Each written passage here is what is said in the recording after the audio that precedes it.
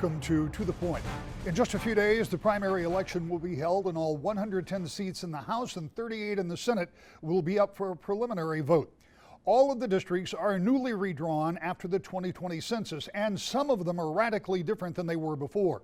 Because of that, you will likely be voting in a newly numbered and reconfigured district for either House or Senate, or maybe both. U.S. congressional districts were also redrawn, leaving many voters in a new district with new options for representation. All of that is to say, if you haven't already, it's a good time to go to woodtv.com and click on the election tab to see what your options for casting a primary vote may be. Many of you have already voted with no recent absentee ballots, but for those of you still deciding, we present two primary races for the State House.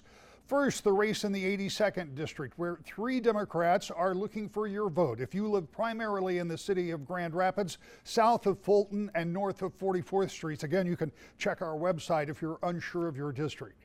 Up first, County Commissioner Robert Womack. Commissioner, let's start by talking about your background. Obviously, you've been involved in elected politics in the past, but tell me about your professional history and your political history. Well, I'll start it off with my radio show, The Pulse of the City, a community show that had neighbors calling in, neighbors helping neighbors. That evolved to us going to the Board of Education, going to City Hall to see more equity and inclusion. And pretty soon my community asked me to run for commissioner. It wasn't something I wanted to do, but I ended up running. I've been a commissioner for 6 years now. I learned when I went into the Kent County Commission Board that one of the best things I could do was to show my community that government is not always bad, and to connect them with the resources that the government had. So I was able to do business grant writing classes with the Grand Rapids Chamber of Commerce, and we increased minority grants to 47%. That was down to 12% by having these grant writing classes in the community. I was able to also show the Kent County commissioners the importance of language translation. I found out that when our Spanish-speaking brothers and sisters would come, there would be no mention of them in the meetings if they spoke in Spanish. So when I was voted down on that, I decided to pay for that translation myself. And once Kent County saw the importance of that, they started paying for the translation, and now we have translations for any language at your request. So that's a little of my background, and I just continue to be a voice for the voiceless that never had a voice at that table. At least that's what they tell me. I don't believe I'm the first voice, but I might be one of the loudest voices for those who don't have a voice. When you think about being involved in politics, you said something interesting, and I don't think it's uncommon. I think sometimes people get involved in politics not because they want to, but because they feel that there's a need. So now that you've been there, you understand the process. Now you are seeking a seat at the State House level, which is a big step, because that is a much more full-time position, as you well know. What is your hope? What was your motivation, first of all, for running for the State House? And then what would you hope to achieve if you're successful? One of the things I've been doing as Kent County Commissioner, as we levy taxes, that's our job, and to provide the best county services. I don't get complaints on those county services, so I'm doing a great job as well as my colleagues. But when it comes to social justice reform, when it comes to things like the Breonna Taylor no-knock warrant, even though I'm a county commissioner, a lot of times when the citizens couldn't find the relief they needed and a voice for police reform at the city level, they would come to me. And I became a beacon for social justice in my community. And I believe there's legislation at the state level where not only can I help them with those situations, but I can also help this city, county, and the citizens be connected to more resources that are coming out of the state, like the $4.7 billion infrastructure bill, making sure we have somebody that's on that to make sure Kent County and Grand Rapids gets its share. And also minority contractors who can't be bonded, historically couldn't be bonded, and they would always have to work under others just to get state dollars. Putting that on the governor's desk to let them know that the historical disparities are holding back minority contractors, and at the state level, I want to see what we can do to have more diversity and inclusion. Salim Al-Shaital is involved in real estate and is also seeking the seat in the 82nd District. Let's start with the basics because when you decide to run for office, it's a big jump at some point, and from real estate and the other pursuits that you and I were just talking about a minute ago, what made you decide to run for office, and what made you decide to run now? Yeah, so what made me want to decide to run was I've worked on campaigns before for social media, mostly on that side of things. But really, the turning point for me was I'm not much of a social media person where I complain about politics, where I feel like a lot of people turn to vent their frustrations out. For me, it's wanting to get involved in the community. I wanted to meet more people, understand their problems that they have and they're facing on a day-to-day basis, and I thought personally I have the most diverse experience in my district. Then I thought I could represent my district in a positive manner. Both my parents are raised, they were refugees from their respective countries. My mom is from the former Czechoslovakia. My dad was born in a refugee camp in Jordan. So with my district, it's a huge refugee population that we have here, and I thought we needed someone that reflected that. However, with that, there's also other groups of people in my district as well that I wanted to represent. My job as state representative is to not just represent one group, but everyone to the best that I can. I understand I'm not going to fill every gap there, but that was the main reason why I wanted to run. I have corporate experience. I have personal experience with real estate. Obviously, in my district, there's a huge affordable housing problem as well. So I thought I could bring that experience to the table and really help serve my district the best there. You touched on it briefly, but talk a little bit more about your personal professional experience because obviously some of what you've done may well help prepare you if you're successful in this race. Definitely. So I'm 29. I'll admit I am very young for most people that get into politics. But I graduated from Michigan State with an applied engineering sciences degree, so very technical in that aspect. I worked for 2 years after that for a Japanese automotive company over in the Metro Detroit area. From there, I really got the chance to understand economics and the overall auto industry on both a local manufacturing level with the different plants that I would have to travel to and represent, but then also on a global scale, how adjusting the price for a product by a couple cents could impact thousands of jobs at different plants, and the importance of fighting each day for getting the highest price so that way you can make sure that everyone's jobs were safe at the plant. From there, after those 2 years, I ended up buying a beach wedding business called My Barefoot Wedding. We're the largest all-inclusive provider for beach weddings. We support LGBTQ plus couples and providing those a platform for them to get married and seal their unions there. We service 140 some weddings this summer, so it's quite the busy time that we have there.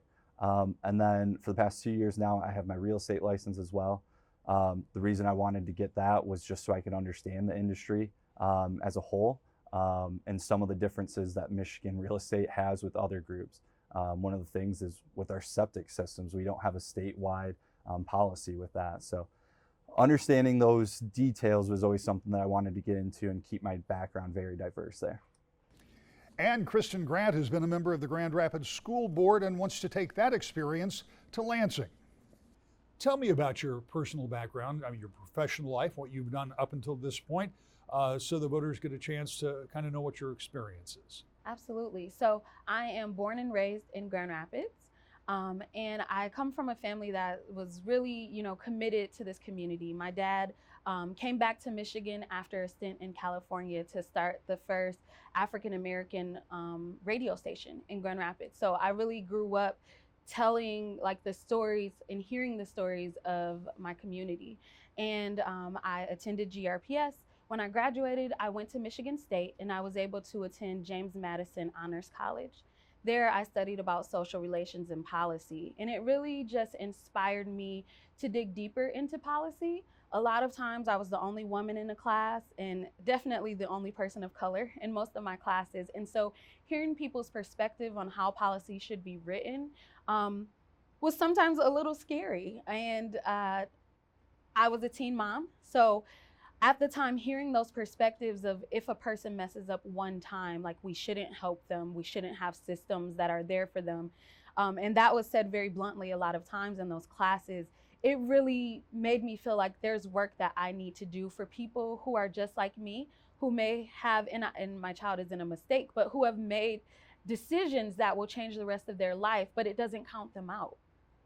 So I graduated with honors from Michigan State, and I came right back to Grand Rapids and decided to start doing work. So I started programs for teen mothers with GRPS and just volunteering my time. From there, I was asked to run for school board at GRPS. At the time, my daughter was in Christian, and I just was really grappling with giving your child what you consider to be the best and staying true to your community. You know, if you say you care about a place, you should be invested there, and your child is your greatest investment. So I decided if there are things that I want to see change in GRPS, I should help to be a part of that change. So we came back to GRPS, and I've been there for 6 years. And my child was in GRPS before then, but we came back. And for 6 years, we have done some amazing work. And some of those things include really working with what was our special education system.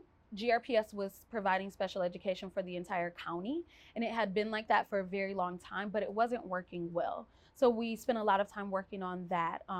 We have established the Promise Zone Authority that gives not just GRPS students, but all students in Grand Rapids access to a free associate's degree. That's huge. And that does not have restrictions or limitations to it. And we made sure that we were giving everyone access to education. Right now, we are undertaking a facilities plan. So GRPS is one of the largest landholders in the county, as well as one of the largest employers. And over time, things change, and we need to look at how we're using our property to best serve our community. And so in 2020, when I served as president for the school board, it was proposed that we sell properties. And I asked my board colleagues at that time, let's not make one-off decisions, but let's do a comprehensive, investigation on what our community needs and what we have the resources to do. And then let's execute a much larger plan. We're in the process of doing that now. With a full plate like that, Mm-hmm. you made the decision to run for the state house. Now it's an open seat, so that always helps. But what is your motivation to run for the state house at this time? So 6 years working with the largest school district in our county has really shown me some of the most vulnerable places in our community, because we're serving not only our students, but their families. And there are a lot of ways that we could be doing that better, but we need the state's support to do that. So once I began saying, well, why aren't we paying teachers more? And why aren't we doing this or that? We have money that's given to us, even ESSER funds, but it has to be spent in a certain way. And a lot of people at the state level don't really understand the needs of a school district. And a lot of people are fighting against public school districts. So during COVID, I served as the board chair. And it was a very unique time because none of us had been there before. And it was crisis. And a lot of decisions, we had a brand new superintendent. So, it was just the perfect storm. And so I was put in the position to have to help make a lot of decisions. And when we looked for state support in a lot of ways, they were just discovering what was needed as well. And it really led me to say, I want to do work at a higher level to really support our local organizations. There are two Republicans also trying for their party's nomination. The winning Democrat will face either William Alexander or Ryan Malinowski in the general election. When we come back, the new 80th district will have a new representative. We'll introduce you to the two Democrats running in that primary next. To the Point.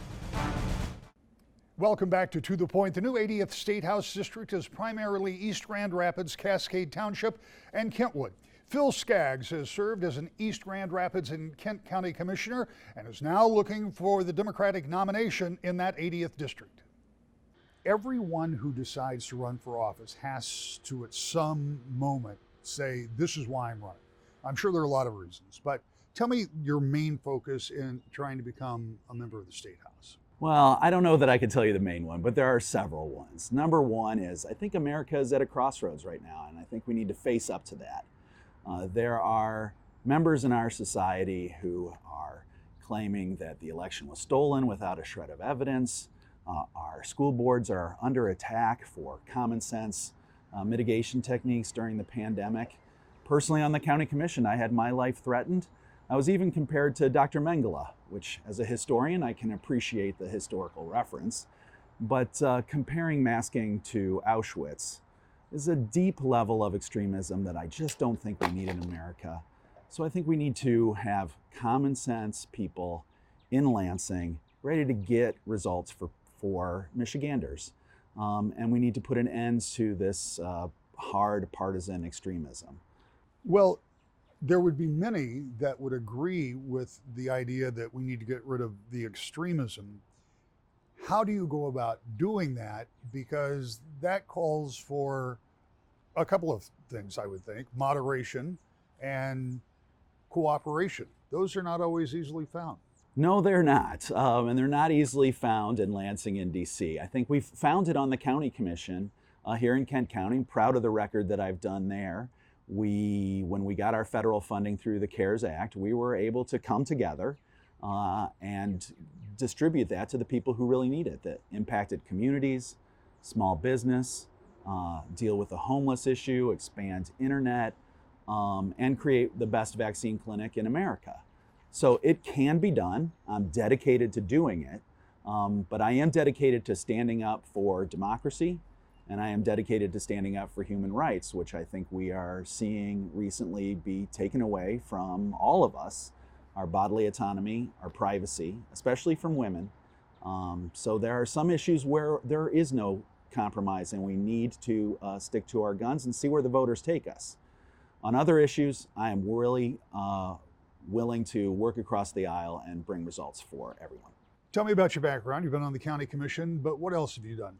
Well, I don't like to confess to it, but I grew up in Ohio. But as soon as I was 18, I fled across the border and came to Michigan. Studied at the University of Michigan, taught history at Aquinas College, then decided that I needed to give back to my community, in part because of my personal story. When I was in graduate school, I was stricken with a serious life-threatening illness.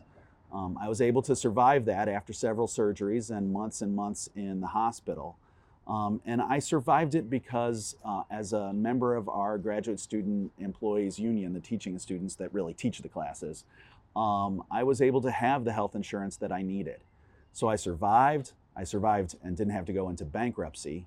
And I really learned a strong lesson there. It's that when we all do better, we all do better. And we all do better when we work together. So that's a little bit about where I come from. I decided to get more involved in politics and Democratic politics. I was chair of the Kent County Democratic Party during Obama years.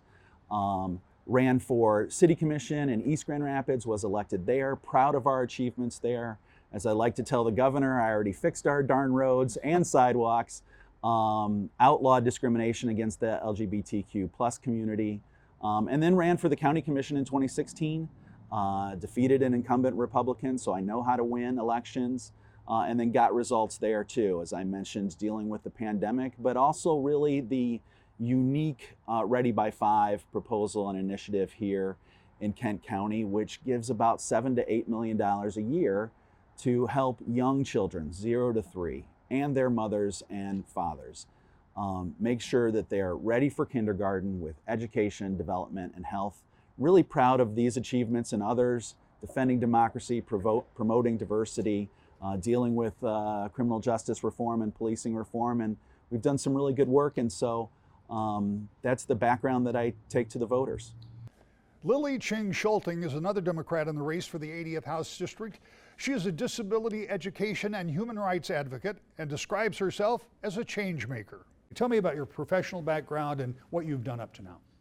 Okay, yes, so first and foremost, I do want to introduce that I am a wife and I appreciate the support of my husband. I am also the mother of 2 children.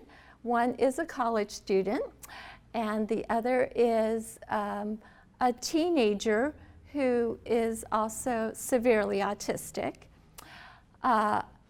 In addition, many people in the community know me at this point as a proven disability education and human rights advocate, a community organizer, and a coalition builder, and essentially at this point, a change maker. When you talk about that kind of involvement in your community and, as you say, a change maker, Yes. my next question seems as if it's already been answered, but let me ask anyway. What made you decide to run at this moment? Given it's an open seat, and I understand that always goes into the process for some folks, but there's more to it than that, of course. Oh, yes. Well, there's two factors. As far as running now, we know we did phenomenally well in 2020 when I ran in what was previously Michigan House District 72, and I was the Democrat who came the closest in all of Greater Grand Rapids for flipping a district, and the second closest in all of West Michigan even for flipping a district outside of Kalamazoo. And so in Kentwood history, I have the third highest number of votes in 2020, right behind some guy named Joe Biden and Gary Peters. And Gary Peters and I did very well and had very similar voting numbers. So this was phenomenal to set those records and to help the Democrats in all of Kent County through our efforts in Kentwood and other areas of what was 72, which actually included Allegan County in 2020. Now, we always knew we would be running this year as long as our district was anywhere in Kent County, because we actually were the first Democrat in District 72 to flip that in 72 in 27 years. So we knew we just had a strong chance. We knew we've mobilized the community. We were big in Kentwood, a city of over 54,000 residents that had people from over 70 nationalities, with a population over 30% are people of color. And in a way, I love the diversity of Kentwood. We all came together and we knew that there needed to be a more balanced and diverse voice from West Michigan to the State House. So that was one reason why we ran. I mean, the original reason is that as I said, what does it take to be a proven change maker? And I think it takes that to really create real solutions and positive change. And that is my track record, that as when there were cuts to special education over the last decade, almost the last decade, I decided to, at that point, transfer my professional skills and my lawyer-related skills to become a disability advocate. The winner of this race will face Republican Jeffrey Johnson in the fall. When we come back, a final thought to the point. The upcoming primary may be one of the most important in the last 10 years. The newly dramatically reconfigured districts mean that you will likely be voting with a new group of people and in many cases have a new slate of candidates. In our coverage area alone, there are at least 10 open house seats and many other members who have been drawn into or moved into entirely new districts. Check your ballot before you vote and join us on August 2nd for all the returns right here on your local election headquarters. We'll see you next week. To the point.